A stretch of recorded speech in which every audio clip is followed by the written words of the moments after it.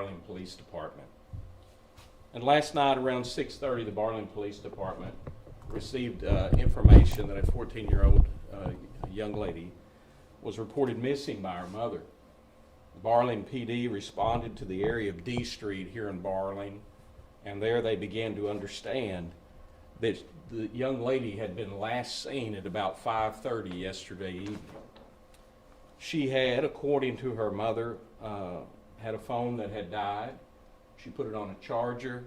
She left her residence and she was headed to a babysitting job a few doors up in her same neighborhood. A neighbor even reported seeing her walking on the road in the same direction that she should have been going, but the issue was she never made it to the babysitting job. Barling PD worked through the night and they did a good job of canvassing door to door, of doing the things they were supposed to do, notifying the media, which we thank the media for what they were able to do. A BOLO was put out to surrounding agencies, and through their efforts also an Amber Alert was created and put out, which most of you probably received.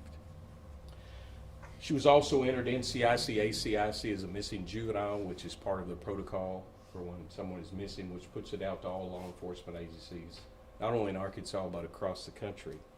Many tips were received and they were all followed up on last night, but nothing really panned out until this morning at about 9:30. A male subject, turns out later he was a neighbor, came with the young lady to her home, and she was reunited with her family. He was from her neighborhood. He said that he found her walking in the street. He took her home. He voluntarily came here to the Barling Police Department to be interviewed. He was interviewed and released. So while we would like to think, well, there's our answers to all the questions that we have as to what happened to the young lady overnight, we still don't have those, and investigation is still continuing on that matter. A part of that process, of course, is for the young lady to be forensically interviewed and to seek to find answers to what happened. So as quick as we know something more on that, an update, if there is someone else that needs to be arrested or someone else that needs to be interviewed, the process we're going to use for that is through my email that I have all of your contact information. I'll make sure that it gets out to you. We wanted to do this, and we were hoping at this time by 1:30 in the afternoon we'd have all the blanks filled out, all the questions answered, but unfortunately we're not at that point yet. But the Barling Police Department, being led by Chief Brian Fuller, would like to thank the following for their support and assistance. First, we'd like to thank the Morgan Nick Foundation for their support of the family during this time. They are good people and they have a great mission that they fulfill. The Barling Police Department would like to thank area, local, county, and state law enforcement agencies, as well as federal law enforcement partners who also helped in this investigation.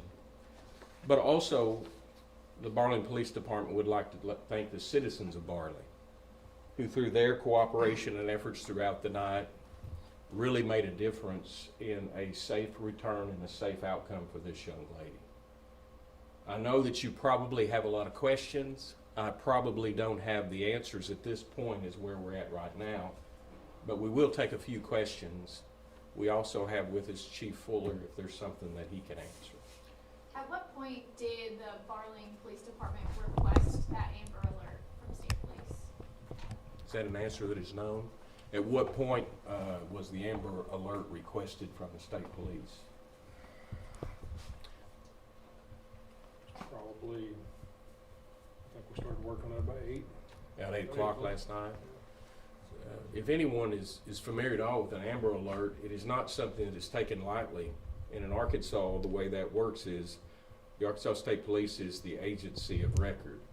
So there is criteria that has to be followed for the main reason is that you don't want to issue an Amber Alert a lot to where the public gets used to it.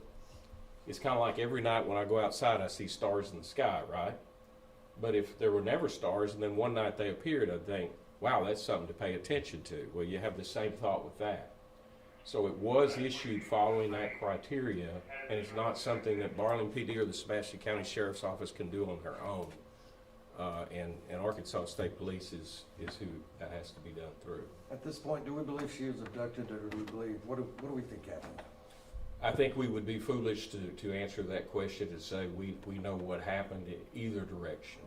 And so right now, everything remains open, and hopefully we're gonna know more answers to give to you later.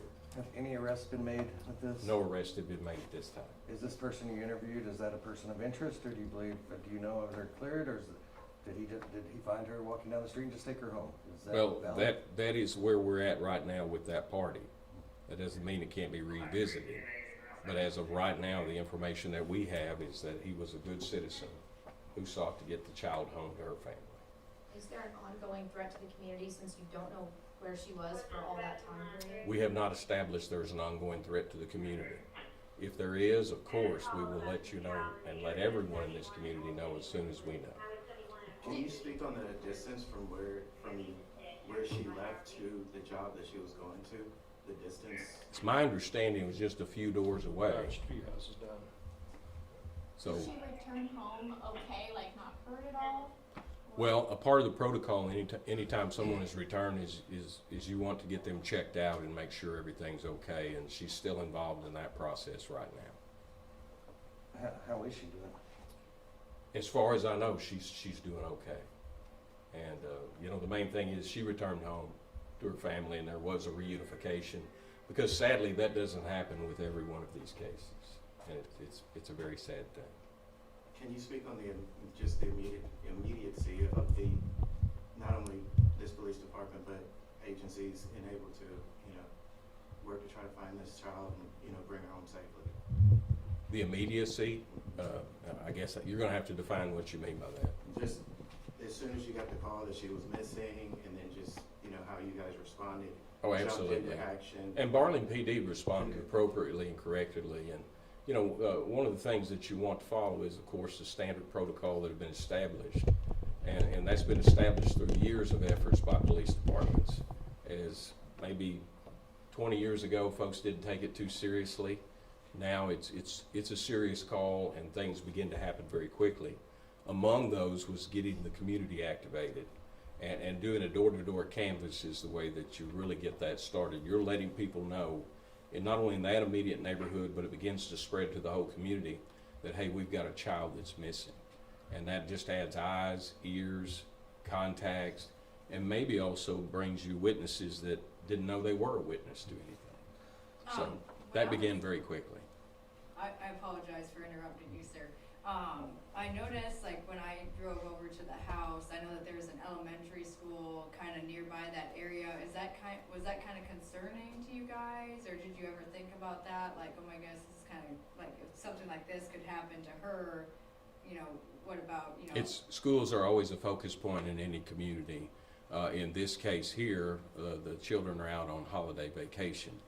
But the school and the Fort Smith School Police Department have been very much a part of this investigation and helping with their resources as much as they can. So she was missing for approximately 16 hours, but as of right now, you're not able to say where she was during that time, or how she made it back to where this man found her? Anything that I would say would be pure speculation at this point, and we're looking for truth and facts. How far did, Oh, her phone was left at her house, her mom's house and stuff. Phone was left, that's a part of the ongoing investigation. And anytime you have an ongoing investigation, you look at those records, you talk to friends, was there anything, well, I was gonna say, was there anything instrumental in this, but don't know where she was or what was going on in that part. So Wish I knew what to tell you, Brett. Yes, ma'am. How far exactly from her house did this man see her walking and offer her a ride? Chief? Half a block, Okay, so not very close. relatively close. Yeah. The obvious question, what kind of investigation is this? At this point? Well, anything's on the table, and we are not ruling anything out at this point. And so in answer to your question, yes, this is an ongoing investigation that we have not ruled out any possibility at this point. Once we can fill in blanks, those questions we have, then we'll begin to act appropriately. Have y'all spoken to the family that she was going to do the babysitting that night to verify that she was in fact supposed to be there. Like if I'm saying I'm going to so-and-so's house and then you call them and say, hey, is this person supposed to be coming to your house? Like, was that agreed upon? And if they said no. We have spoken to them, yes. I was present when the man brought her, and he very quickly tried to get away, didn't say anything to anyone, and just if she was a half a block away, have you guys even any idea why she didn't just continue to walk to her house? And Don't know at this point. Back to that though, he did voluntarily come to the police department and was interviewed. he was kind of cornered. Was he cooperative? Yes. Yeah. Did he say did he give a time when he first saw her? I wasn't part of the interview process. I'll have to refer to the chief. I don't remember the time. The time that I have was around 9:30 this morning, and it was all contemporaneous. And I think that's probably about all that we're gonna have for right now, and I'll try to get you information as information is known to the Barling Police Department. By news time at 5 and 6, will she be back safely back home with her family? That's the hope, but of course, we can't rush these things that need to be done for her benefit, for her safety and her welfare. Is there anything that you can say to the community of Barling? Absolutely. I mean, the Barling Police Department is working as hard as they can to make sure this is a safe community for families, a safe community for children, and a place that folks want to raise their families. And again, we're thankful, Barling is most thankful for the help of all the area agencies who have stepped up and done things to help them in these efforts. All right, thank y'all.